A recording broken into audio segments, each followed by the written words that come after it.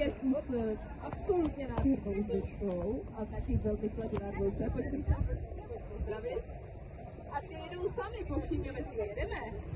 Můžou odstartovat, startujeme na překázkou. Markétka má krásné vysoké boty a začíná ve velmi svižném tempu, takhle se mi to líbí. Výborně, první překážka úspěšně zdolána, jdeme na druhou. Pojď, Silvre, pojď. Pojďte se hopnout, perfektní. Tak a napáláme.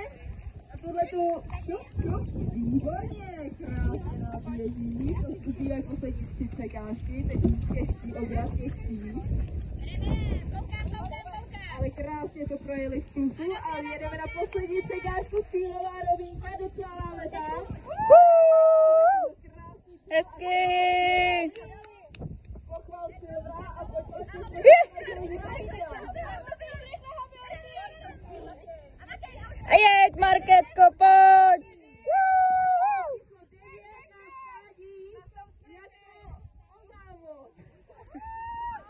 Nezabij se cestou!